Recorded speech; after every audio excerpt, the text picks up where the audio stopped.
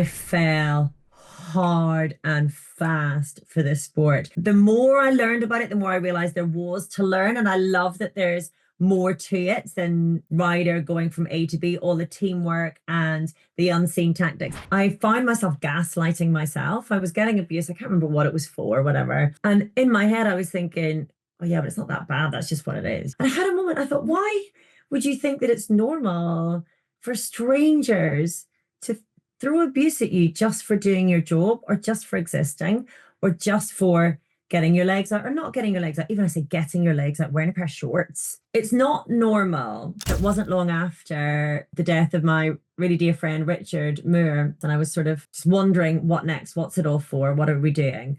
And so his question to me was, what would you do if you were 10 times braver? And when I started to think, what would I do if I was 10 times braver? The answers became so simple, but so profound that has been my guiding principle ever since. That's the only question I ever really need to ask myself.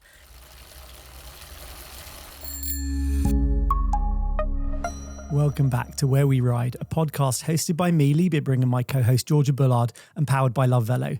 Today's guest really is cycling broadcasting royalty, and I could not be more excited that she's joining us for this episode.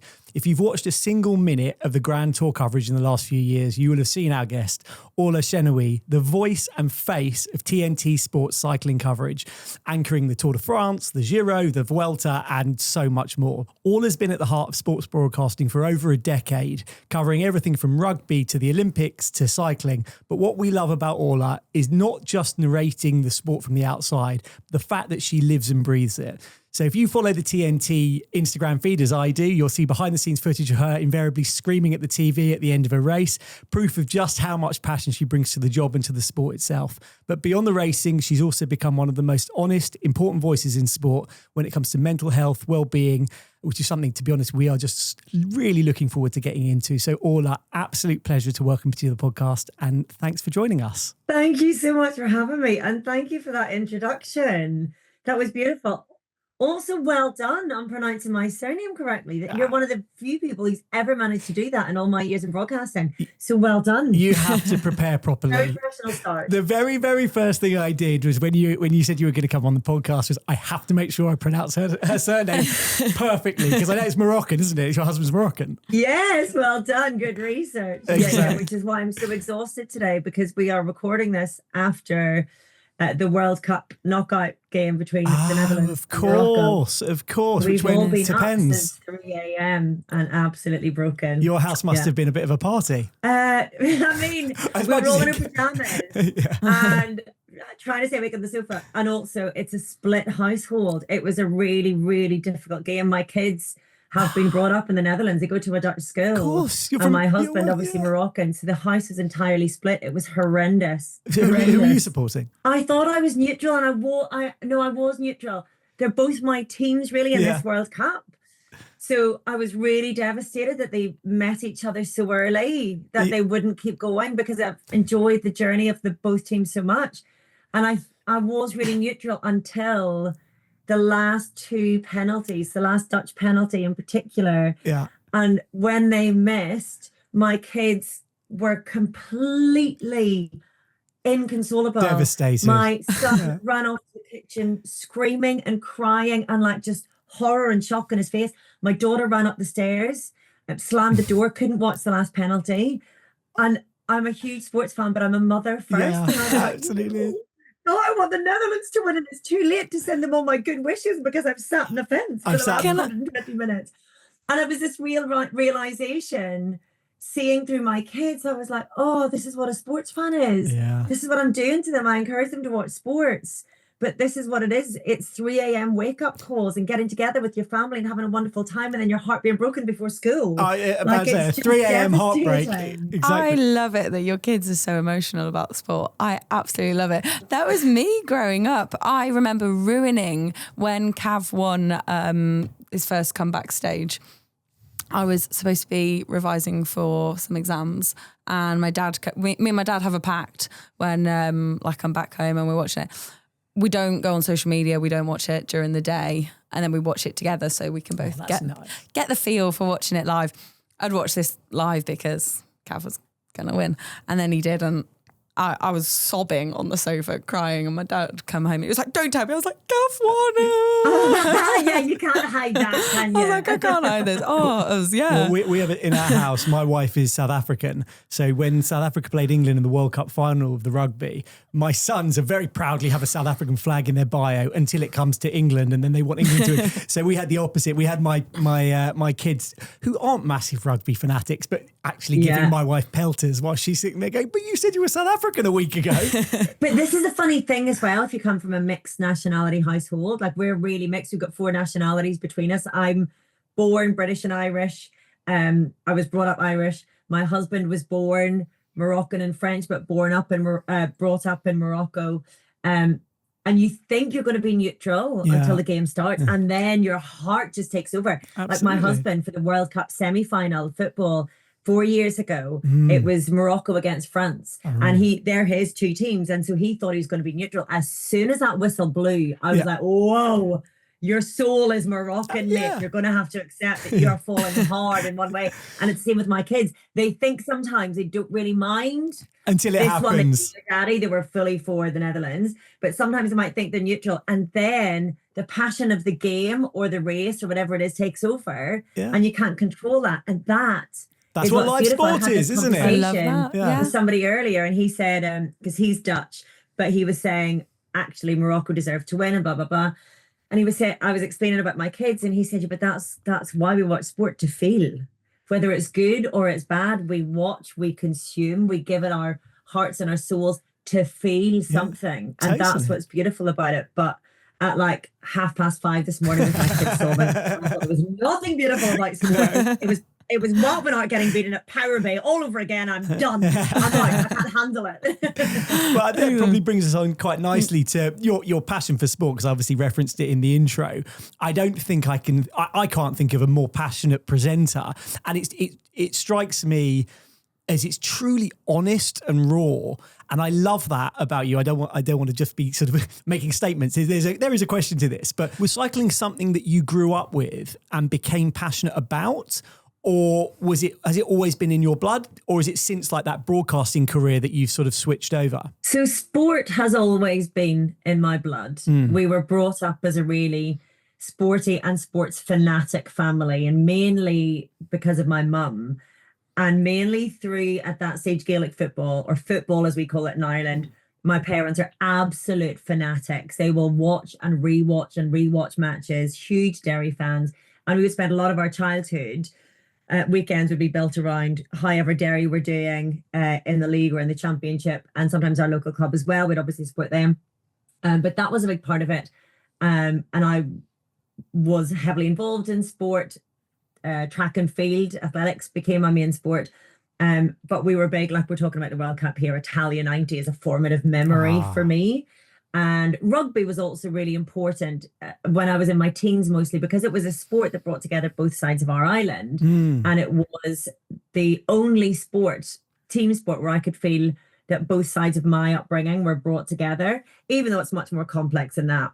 So sport and sports fandom, and we're all Liverpool fans as well. And supporting sport was a massive part of the community that I am from as well. You know, it's a big, big Gaelic football community, and it's something that brings together all our local communities. So the disco I went to growing up was at a Gaelic football hall. You know, it was a cornerstone of my life. And following sport and participating in sport was a huge thing. But in terms of cycling, my only awareness of it was really Sean Kelly and Stephen Roche. And I knew that these Irish legends were doing something amazing in France, and they were beating all of these. I thought they were just French people competing, but I grew up in an era where Ireland weren't very strong in any sport. So that the fact that we were winning anything was amazing.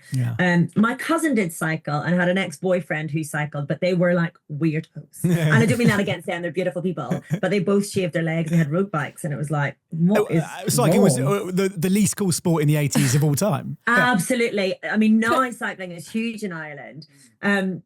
But what happened then was that I was appointed Olympics correspondent within Sky News ahead of 2012. And I just started off by covering cycling and doing a deep dive into cycling, because they'd done so well. Team GB had done so well in Beijing. So I started off with a little bit of track cycling and then a bit of road cycling. But what happened then was, because cycling had been the first sport that I'd covered, then there was rumors of Team Sky starting. And so I worked at Sky, and I was the only one who had any knowledge of anything to do with cycling at that stage. So they sent me out to cover a couple of races and to go to training camps and to go to Tuscany for the first signings of Team Sky. So it was Geraint Thomas, it was Ben Swift. And I remember doing these lives in this beautiful setting in Tuscany and being like, oh, this is a bit of me. Thank you very much.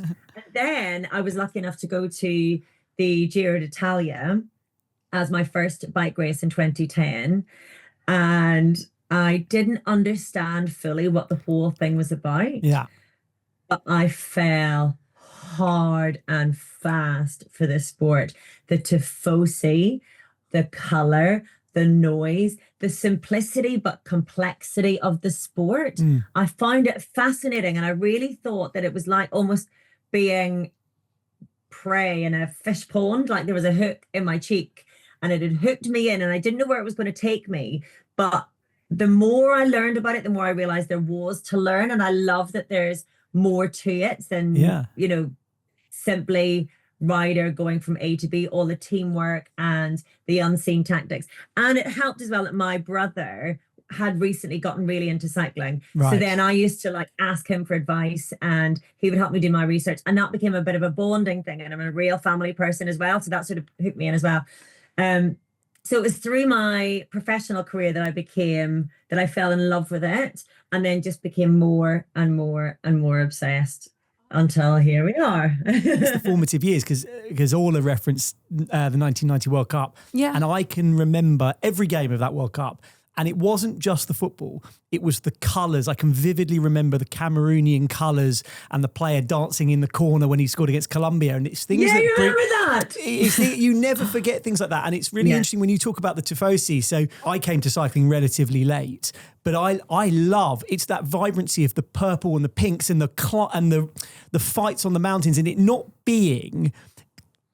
not necessarily as commercialised as the Tour, because obviously everything is very commercialised, but there's something about the Giro that I could totally see why you get sucked into that. And also I think road cycling in particular is a sport that really rewards a bit of knowledge. And the more knowledge you have, the greater the reward is on any given day. There are some days where I feel really privileged to have the knowledge that I have in cycling, because you realise how exciting a day of racing is, or how complex or how big a deal a certain move might have been, or a team tactic.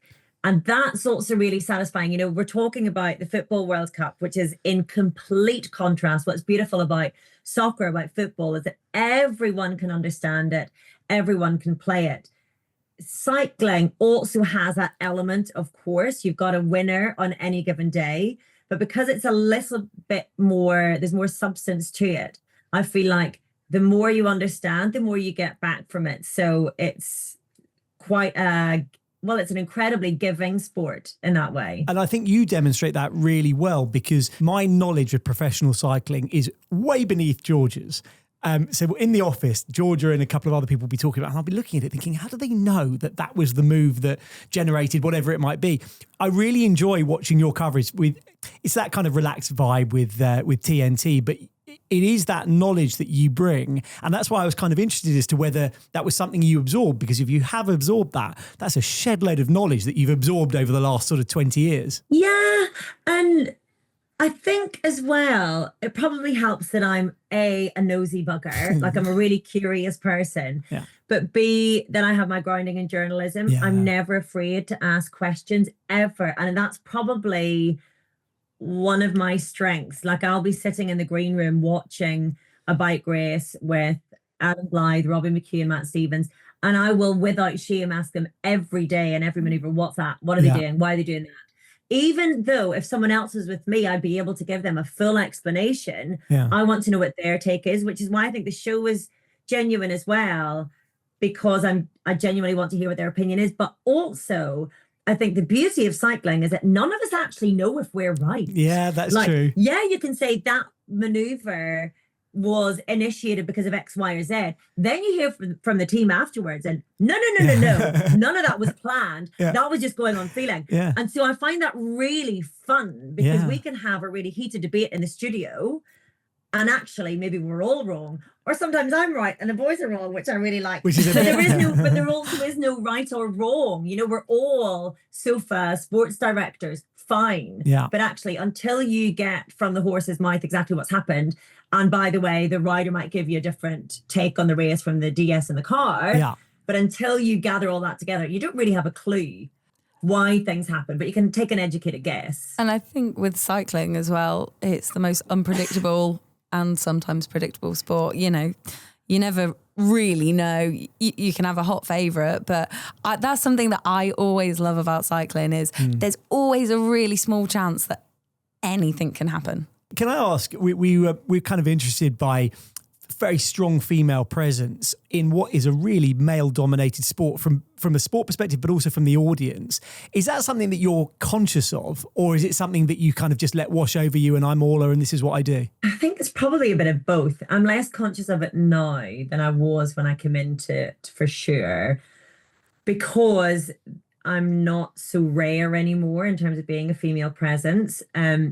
When I first went to the Tour de France, there was me and my producer, who's also a woman, Leah, and we were the only two women in the press room. Now there is a good handful of women, but I think sometimes we look at the representation on screen and it can be misleading, that we think, actually, yeah, we've got parity now, or maybe there's more women than there are men. But when you look behind the scenes, if you look at most of our team are men.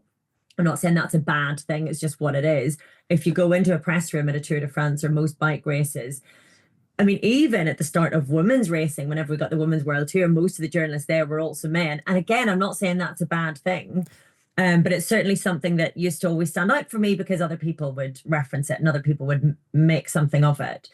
These days, is it something I'm aware of? Probably a bit less. The audience used to make me really aware of it as well because of how a woman will present on TV.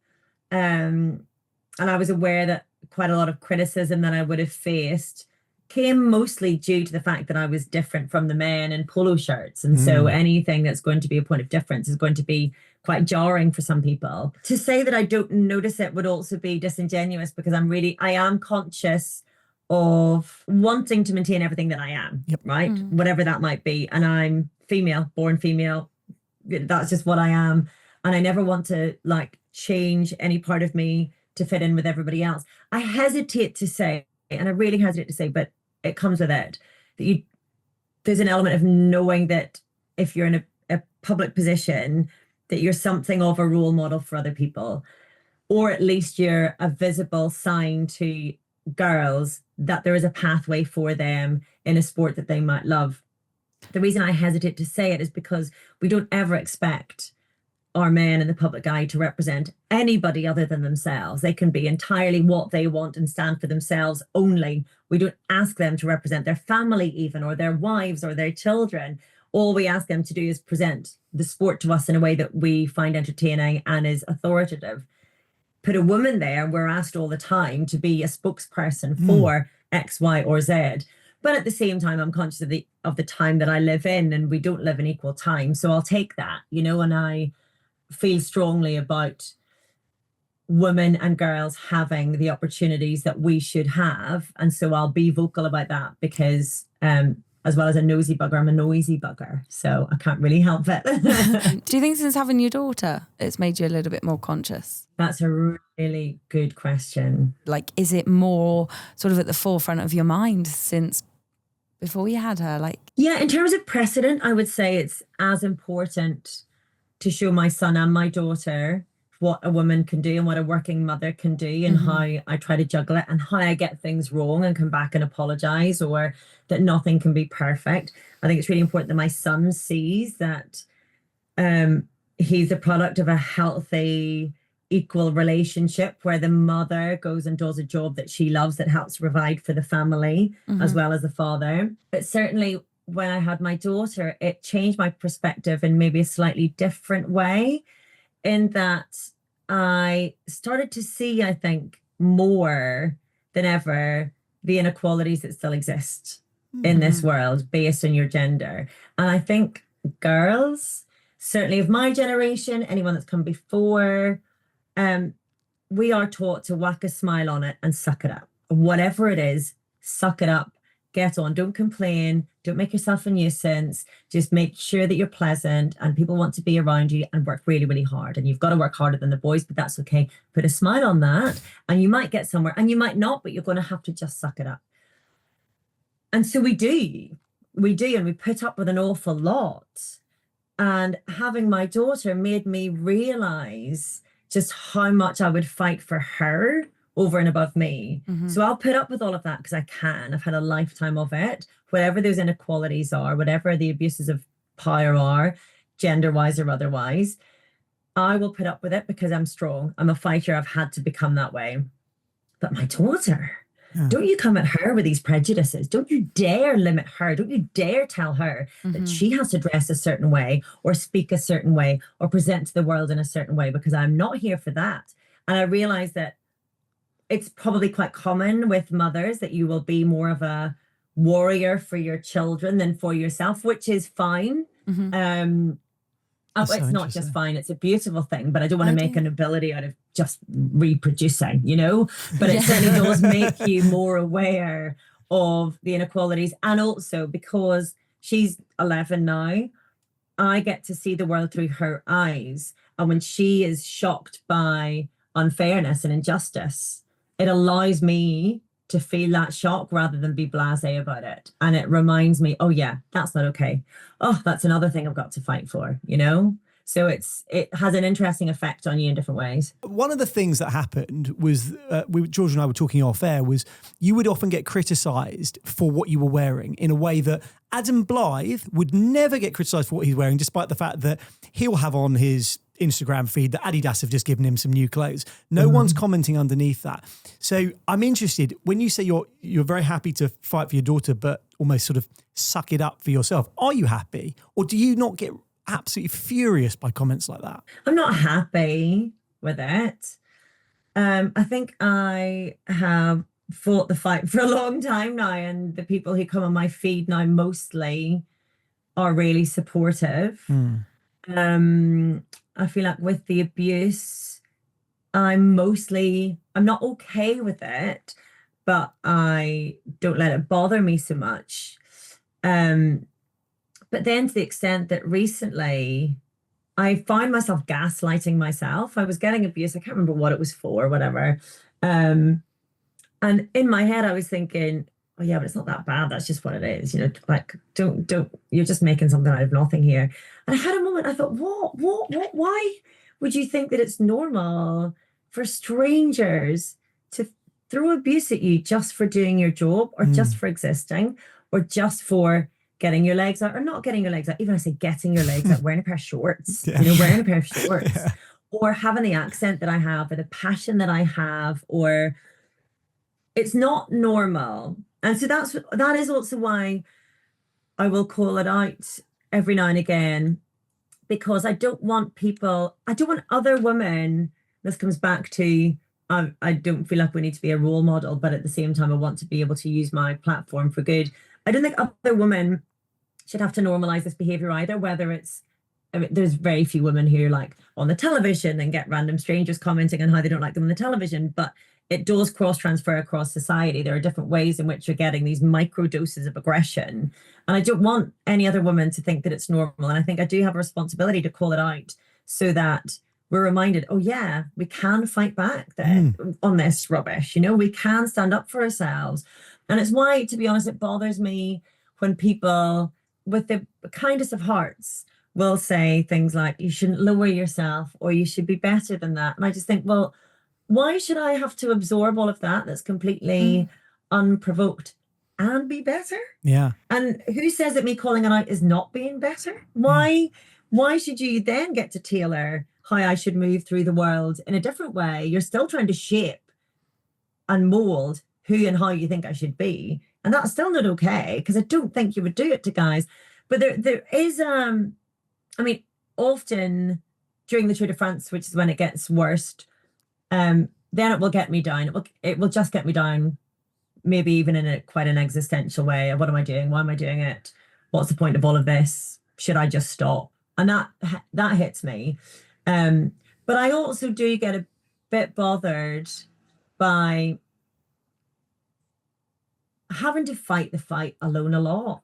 I was just gonna say that. Whenever I see colleagues receiving abuse or, female friends, I try not to overstep the mark, but I will try to step in and just call out that person, even if my friend or my colleague hasn't asked me to.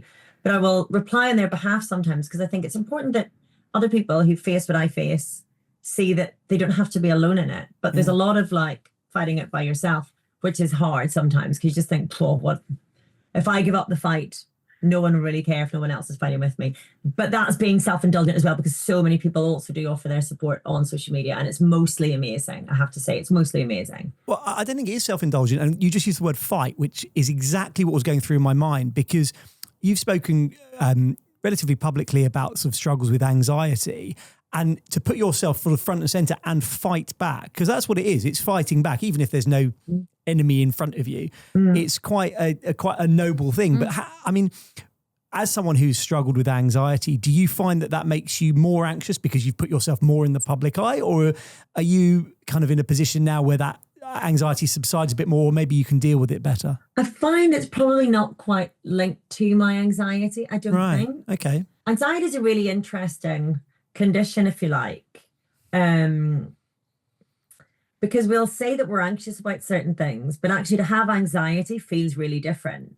So for me, I have an awful lot of excess nervous energy, and I will fear things going wrong a lot. But I feel this is a churn of like a knot in my tummy, and it's an excess of adrenaline really a lot of the time. And spikes in cortisol, which come from stress. So sometimes the anxiety is physical, maybe even more so than mental, but then I'll attach a mental reason to it to justify the feeling. So I'll decide that, I'm feeling anxious because my daughter's in a sleepover tonight and I'm worried something's going to happen, for example, when I'm actually feeling totally fine because it's just around the corner, but I'm feeling this feeling, so I've got to attach something to it. I mean, yes, I will worry about things more than other people maybe, but it's quite a separate thing from what we're talking about here. Is a very real situation and a very real problem. Anxiety is mostly without a source, and so without resolution. So real worries I wouldn't class as being linked to my anxiety, because they're real concerns. There's something that I should, so I'm going to leave my kids and my husband for 3.5 weeks. Of course, that's going to make me feel like rubbish because I love them and I want to be with them. So that's not even necessarily anxiety. It'll make my anxiety worse, but that's not anxiety. So people coming and abusing me online won't necessarily provoke my anxiety. It just makes me feel really sad and angry. And I think that would be the same in anybody without anxiety. Does that make sense? Absolutely. And when you talk about anxiety, because one of the things that I always wondered when you talk about anxiety is how does someone who's staring down the barrel of a camera, knowing there are millions of people watching and they're getting talked back in their ear from a producer, how do they manage that? But you're effectively saying it's not linked. They are real world things that I need to deal with. Yeah. So I'll get nervous about a production, but not because I've got anxiety. No, just because there might be millions of people watching and I might mess it up. However, what I would say is that actually, I think my anxiety makes me better at my job, which sounds really odd to someone who doesn't suffer or have anxiety. The reason being, I find I'm probably quite good in a crisis, for example, because I spend a lot of time mentally rehearsing things going wrong. When there's nothing going wrong, I've got nowhere to put that thought process or that energy. Something goes wrong. Let me roll my sleeves. I thought of this. Exactly. I've got this. I've been training for this for years.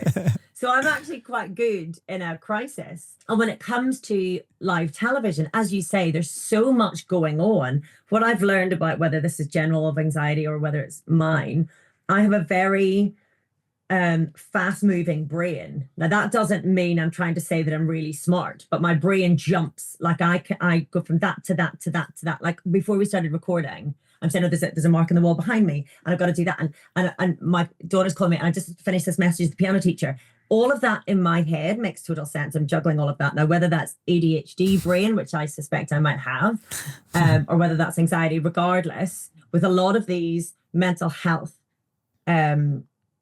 I don't want to call them disorders, different ways of being wired, I guess. I've learned that my brain jumps very fast. Yeah. And I can fully focus on one thing and fully focus on the next thing really quickly. So actually in a live studio environment, it's brilliant. Because for a start, I've got somewhere to channel all that adrenaline that I was saying that I seem to have an excess of. I've got something to latch onto. I don't have an empty mind worrying about how I can fill it with worry. Yeah. I've got a full mind trying to latch onto everything. It's like, woohoo, let's get rolling. So I've got that in my ear and I've got that happening. The more chaotic it is, the more I love it because it gives me somewhere to channel everything. It's actually daily life that can be harder. And I guess that feeds into live TV. It's so chaotic, and so that's why you thrive and that's why you excel in that environment, do you think? Totally. And sometimes actually the hardest days for me in studio are the most straightforward days. Not sometimes, every time. If we've had a really straightforward race and we know what we're going to do in the post-race show and we know exactly what kind of questions we're going to ask, I'm in danger of switching off live on air, which I maybe shouldn't say. But I find that really challenging because I'm like, whoa. Whereas if everything is kicking off and we're looking at that and Adam has suddenly spotted something in the final 2 meters of a sprint, which he's brilliant at spotting, and then we're unpacking that and we've spotted something in the back of shot that might mean something else, and throwing all of that, taking any kind of a running order, ripping it up, throwing it into the air and getting stuck into live conversation where anything can go wrong, then for me, that is the most fun. Like I said, I've got somewhere to channel my adrenaline and all of my worry has been for something. This is my version, I guess, of a controlled crisis. You know, get me in. But do you enjoy that? Love it. And actually, the hard thing that I've learned to deal with now, much, much better, but the hard thing has always been switching off from that. So whenever I've been on the road, as I used to do more than now, but we're getting back on the road this year, and you've got that like every day is full of intense drama, and there are like really important targets to meet. You've got to hit that deadline. You've got to be ready by on air. You've got to hit that ad break, all the rest of it. It's so adrenaline fueled that when you come off that, real life used to feel to me quite sepia. You went from the technicolor of work life to the color being drained out slightly, and there's no adrenaline rush and there's no dopamine hit and there's no story that you've got to jump on.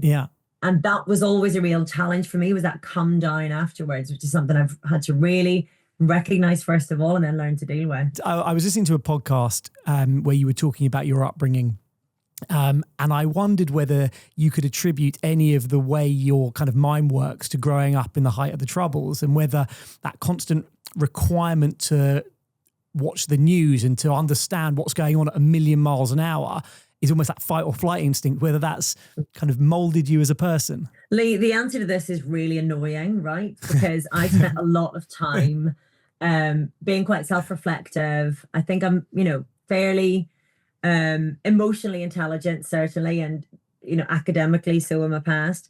I think I know shit, and I went through a lot of life not making that connection. So the answer is yes. Okay. Yes, I do think there's a strong correlation.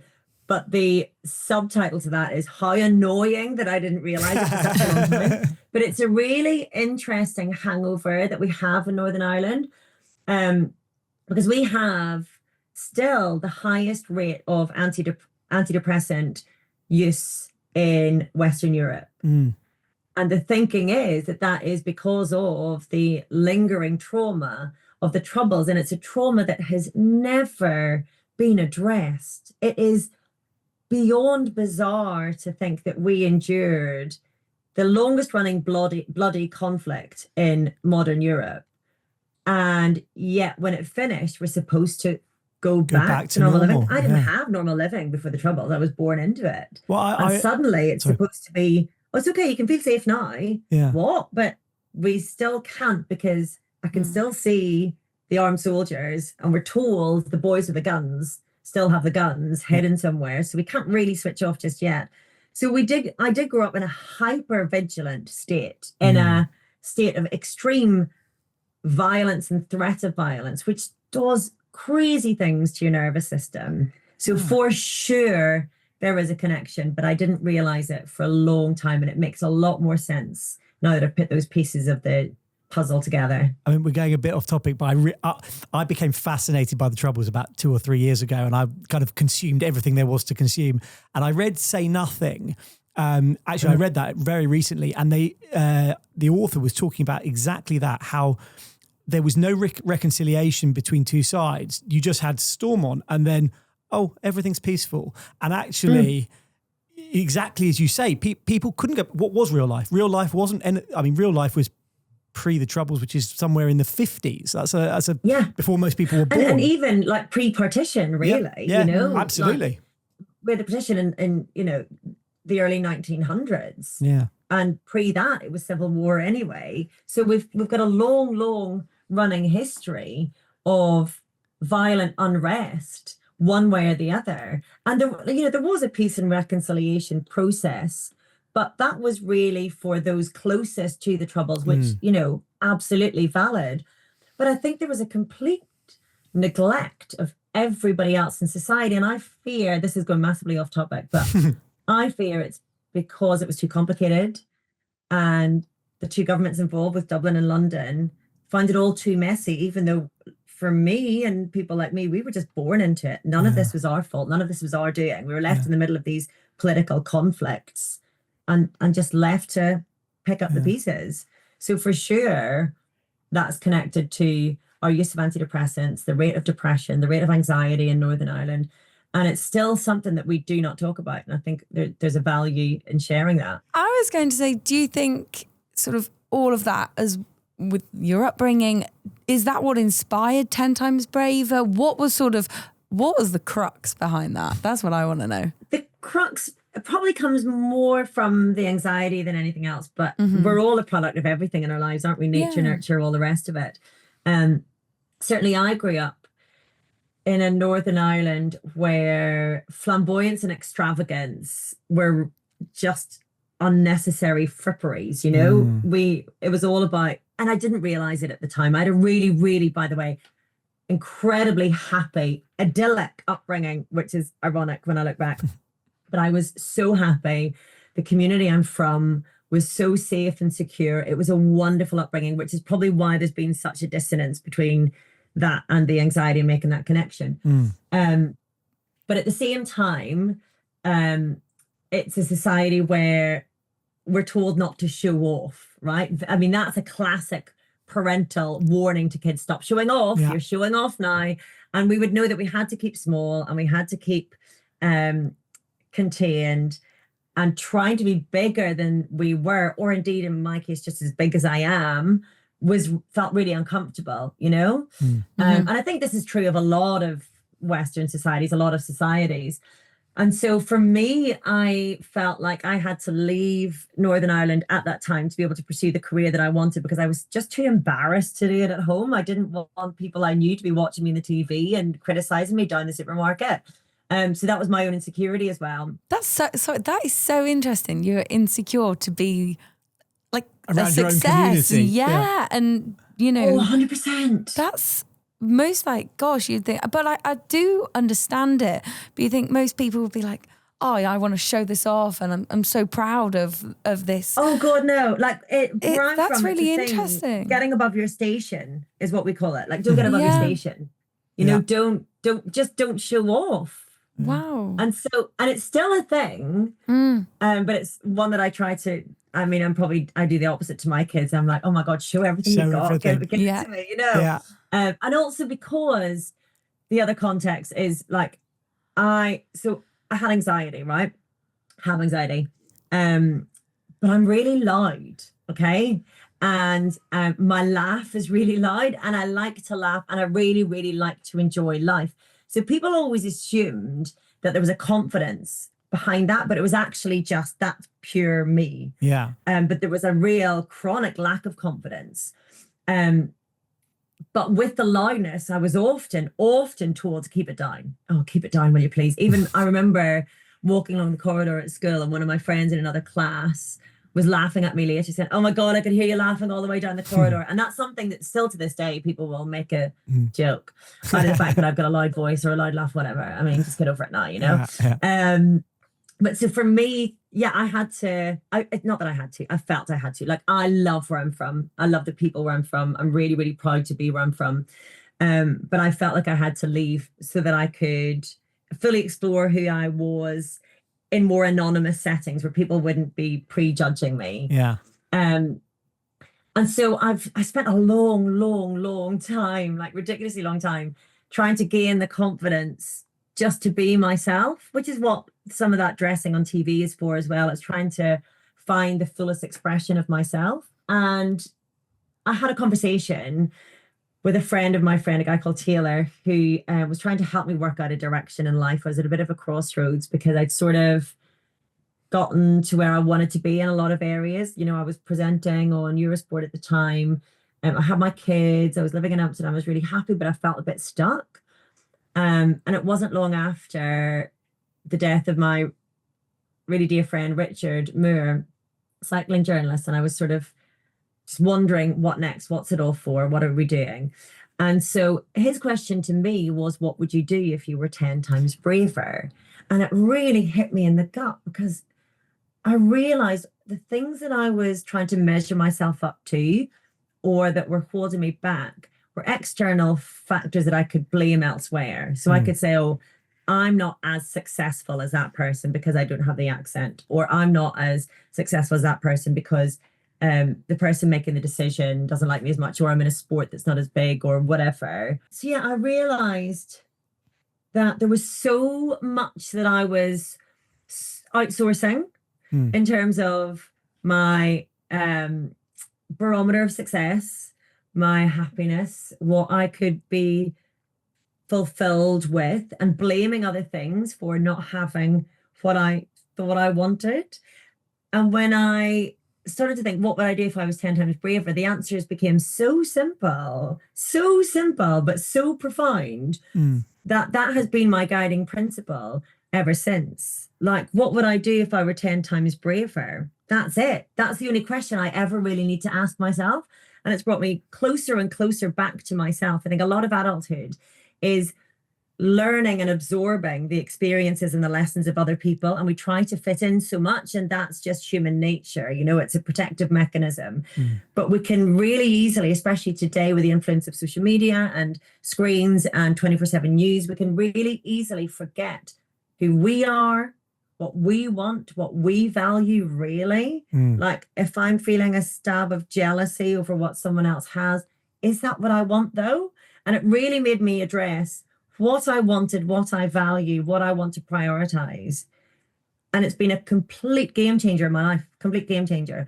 So that's where 10 times braver comes from, a realization how much I was allowing my fears to dominate. But I feel like that's really universal. Fear of failure, fear of missing out, fear of not being good enough, fear of success, and all the changes that that will necessitate in your life.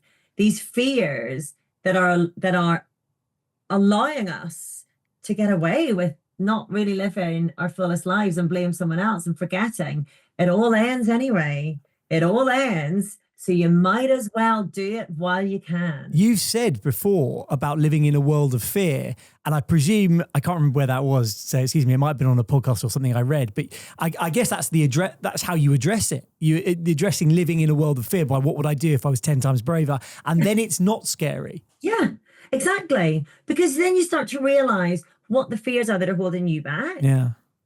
And then you decide whether they're worth addressing or not. Yeah. Because the great thing that's waiting in your life is on the other side of that fear. Yeah. But you can always make a decision. Do I want to address this fear, or do I want to stay where I think is comfortable, but in the end is uncomfortable because I'm maybe not happy and I'm stuck. Yeah. So it's a choice. Is it worth getting to the other side of that fear? Yeah. Okay. Well, let's go for it then. And then it becomes less scary because it's just something to deal with. I think that is a pretty profound and lovely way to end what I think has been an amazing, amazing podcast. It's just been an absolute pleasure having a chat with you for an hour or so. Thanks for joining us. Thank you both. It's been an utter pleasure. You're brilliant at this. Love the podcast. Thank you.